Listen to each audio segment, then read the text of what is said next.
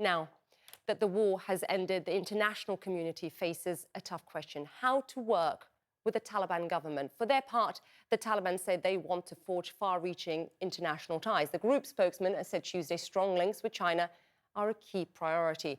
But they also have existing ties with countries in the region. We already told you about the Qatari team dispatched to try to reopen Kabul's airport. You heard Sam Kali talk about that. The Taliban have long maintained a political office in Qatar, leaving that country uniquely positioned, as you can imagine, to negotiate with Afghanistan's new leaders. For more, I'm joined now by Lalwa Al-Khater. She is Assistant Foreign Minister of Qatar, and she's live for us in Doha at this hour. Minister, thank you very much for taking the time to speak to us here on the show.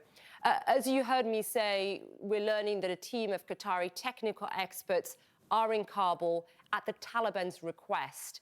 What is the Taliban asking of Qatar, requesting help right now from Qatar with?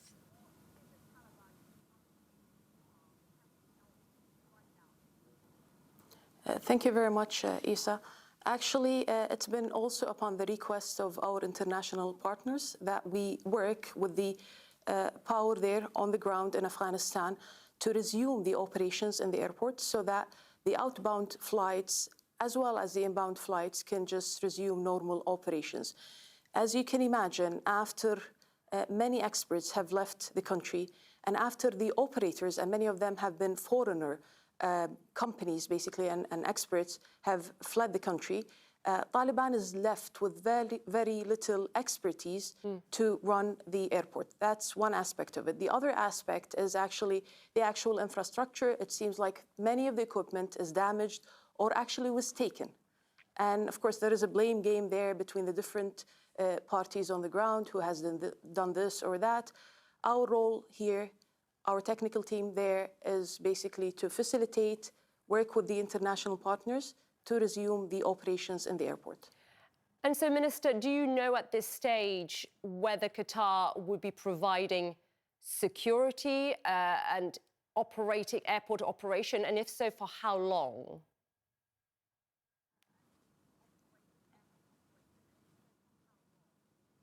Well, not security, and this remains a debated topic. It seems like Taliban is insisting on the security aspect, yet what they don't realize is security in an airport is very different from securing the outer or the surrounding side of the airport. So they don't realize things like biometrics and all the measures that any international airport has to have in order to operate. So we're trying to negotiate this to explain the complexity of the process, but the security is definitely an element that will not be with us in Qatar. And we're discussing this with Taliban and the international partners. Our part would be the technical assistance, as well as eventually helping with the aircrafts as well. Now, Qatar has been playing a key role. Our correspondent was just saying that in Doha, in terms of the communication front with the Taliban. Why do you feel, Minister, that this is important right now?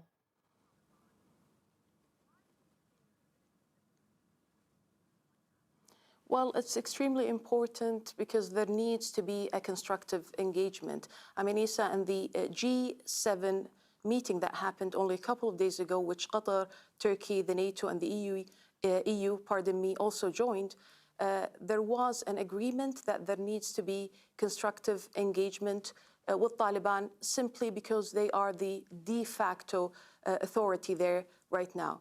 Now, in terms of our role in mediating and also facilitating those discussions between Taliban and the international partners, you might have heard that many of the EU missions, as well as the United States mission, diplomatic mission, Japan's, also South Korea's mission, will all relocate to Doha. So this will be a chance to facilitate a real discussion around the contested issues, as well as facilitating all the other operations for the citizens of those countries, as well as Afghan citizens who would or might end up evacuating to those countries. Do you worry, I know you're talking about constructive engagement, the importance of constructive engagement with the Taliban at this stage, Minister, but do you worry, first of all, do you trust the Taliban and their promises they're being made? And do you worry, frankly, that it could backfire?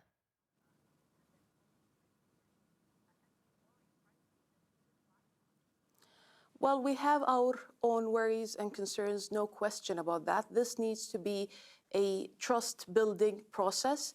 We all agreed with our international partners that rushing into recognition is not necessarily the wisest decision to make now, yet a constructive dialogue is extremely important. So it will be a trust-building process. It's very important, Isa, that all of us collectively build and capitalize on the pragmatism that Taliban has shown so far.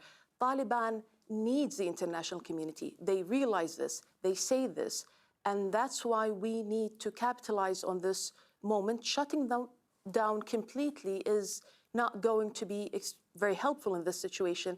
That's why we need to think of other ways to engage with them without undermining human rights, without undermining women's rights, without undermining all the international standards that we all collectively embrace.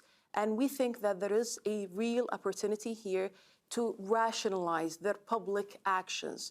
Now, changing their ideology might take years and decades if it's going to happen altogether. Yet, rationalizing their public actions should be our very clear and pragmatic aim.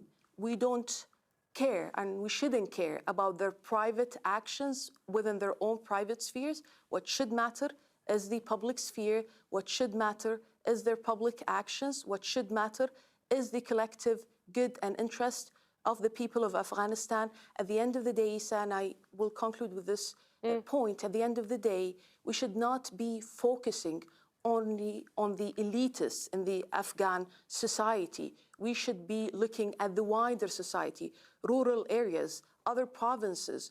Those people will eventually suffer economically unless we jump in as the international community and help. And this, unfortunately, cannot happen without engaging with all parties on the ground. And we've been pushing for an inclusive government with the Taliban in our past discussions, and still until this very moment, we've been pushing for more women participation. We've been pushing for women education. At the end of the day, I mean, there are many Muslim countries who are engaging in discussions with them, including Qatar, and we have women education, we have women participating in the workforce. More than 50% of our workforce are women. All of those points we try to push in our discussions with Taliban. Once again, I want to emphasize what matters is their public actions, and they showed a great deal of pragmatism that we as the international community should capitalize on. So far, you're seeing a great deal of pragmatism. I'm not sure whether you're seeing any evidence yet of a gentler, more inclusive Taliban. I don't know if you've seen that, if you give us an idea, if you've seen that, you heard that from them. But I'm also keen to know, Minister, what is the red line for Qatar? Of course, we're hearing all these promises from the Taliban, but where does Qatar draw the line? You mentioned human rights, you mentioned women's issues as well, as women integration society. Where do you draw that line?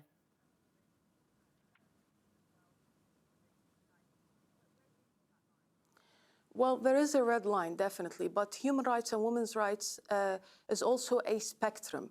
And now what we have said and communicated very clearly that a recognition, even from the side of Qatar, will only come if there is an inclusive government, and this will be the first gesture that we would accept as a state of Qatar from the Taliban side.